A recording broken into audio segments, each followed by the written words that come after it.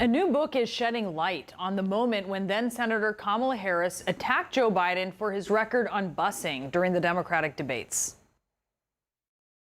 I do not believe you are a racist. And I agree with you when you commit yourself to the importance of finding common ground. But I also believe, and it's personal, and I was actually it was hurtful to hear you talk about the reputations of two United States senators who built their reputations and career on the segregation of race in this country. Do you agree today that you were wrong to oppose busing in America then? No, do you agree? I did not oppose busing in America. What I opposed is busing ordered by the Department of Education. That's what I opposed. Well, I there did was not a failure of states to integrate No, public schools in America. I was part of the second class to integrate Berkeley, California public schools almost 2 decades after Brown v. Board of Education. Because your city council made that decision. It was a local decision. So that's where the federal government must step in. According to the book, Biden leaned over to Pete Buttigieg at the podium to his right. They barely knew each other, but Biden was looking for someone to share the moment with.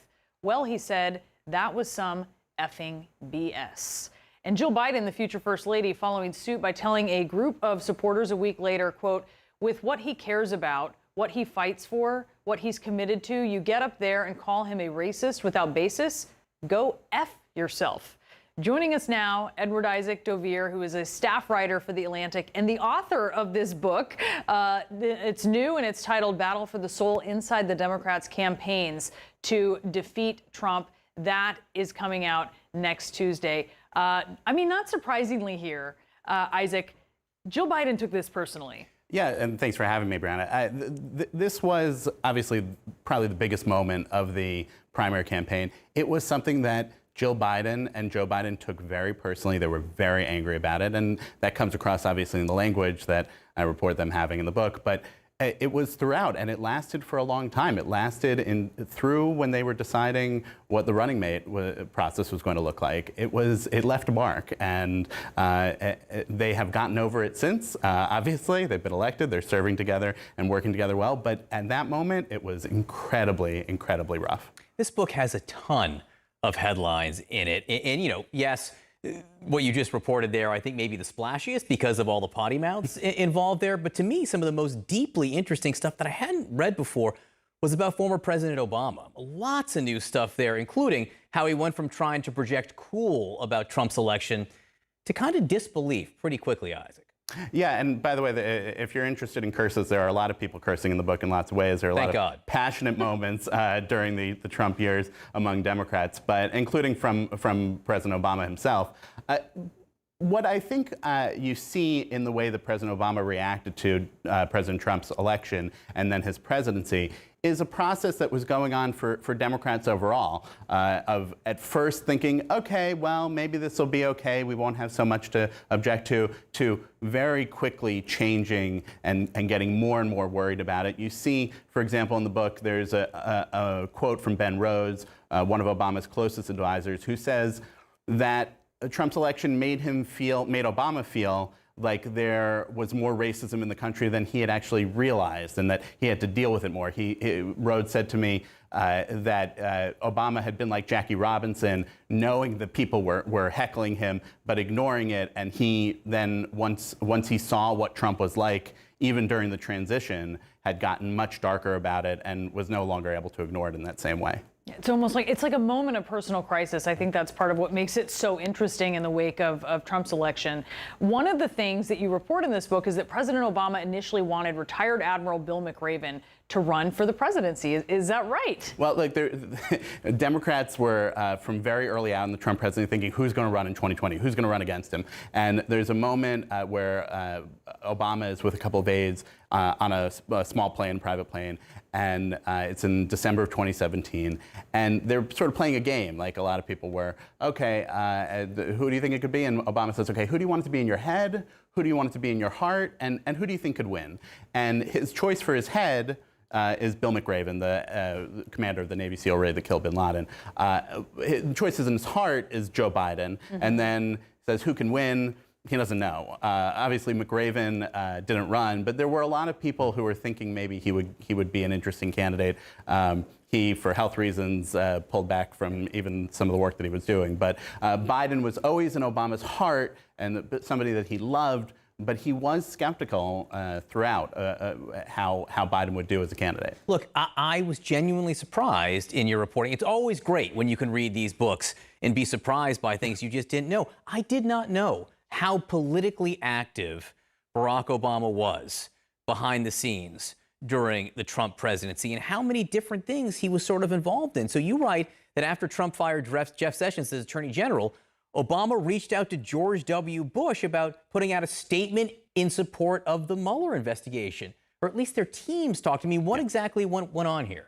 Well, you have to remember that moment, right? It's right after the Democrats do really well in the midterms in 2018, and then Trump fires Jeff Sessions. There is a panic. How far is this going to go? Is this going to be another Saturday night massacre? And already Obama and his team had been concerned about the path that this might take. And they thought, do we have to protect Mueller?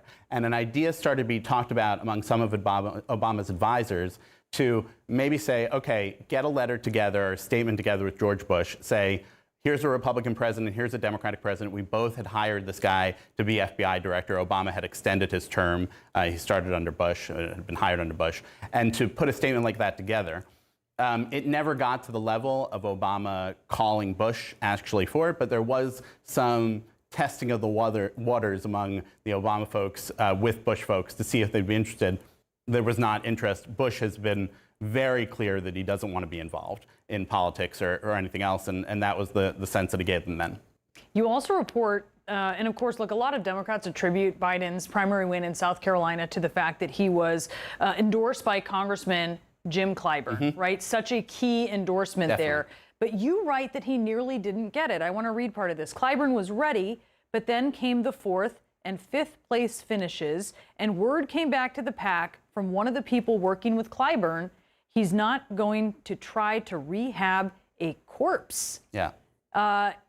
Did he think of endorsing someone else, and how did he come ultimately to his decision? Well, you have to remember, Joe Biden is the president now. It worked out for him in the end, and so we can forget how bad things were in January and February of 2020 when it was a disastrous finish in the Iowa caucuses. It was worse in the New Hampshire primary. It was so bad in the New Hampshire primary that he left New Hampshire early and went to South Carolina, so he wasn't there on the night when the votes were actually being counted.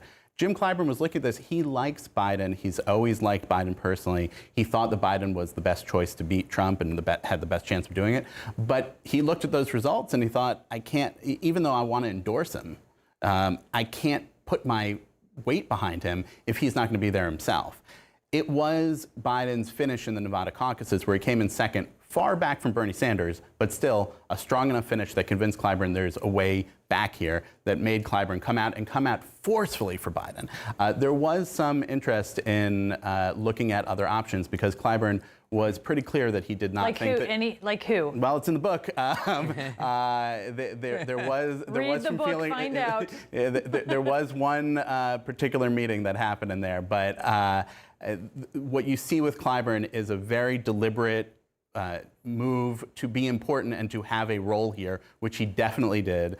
You see all the way to Biden's inauguration, George Bush himself said to Clyburn that he was the one who made the difference in getting Biden elected. And again, there are new things in this book. If people read this book, they will learn stuff they simply did not know. We talked, again, the biggest headlines here maybe about Vice President Kamala Harris. Who was Biden's second choice here? And in the end, I was really struck by this, reading that Obama actually played a little bit of a role here in helping tip the scale towards Kamala Harris. Yeah, and to go back to what we were talking about with Kamala Harris at the beginning, one of the things that Biden was thinking about very much in picking his running mate was that he wanted to have the relationship with his running mate that he had with Barack Obama. They grew very close. Their families grew close over the years in the administration together, those 8 years. And he wanted to recreate that. The reason why the debate moment mattered is because Biden, he had sort of moved on from it and forgiven Harris for it, but he was worried that that might stand in the way of getting that kind of close relationship that he wanted. And so one of the conversation strands that he was having was with Obama, who was an advisor to him throughout the primaries and then definitely through the general election and in the running mate process. And Obama says to him at one point, you have to remember, we didn't start out all that close. And in fact, if you go back to 2009, this point in the Obama-Biden White House, they were not getting along that well. But it grew over time to a brotherly relationship. So that was Obama's piece of that. But as far as other candidates, Biden was very drawn to Gretchen Whitmer, the governor of Michigan, and connected with her personally, connected with her politically. They sort of line up in a lot of ways. And he had her, it leaked a little bit at the time that she flew out secretly to meet with him at his beach house in Delaware. She was one of the rare candidates who there was an in-person interview with for the running mate process. So interesting.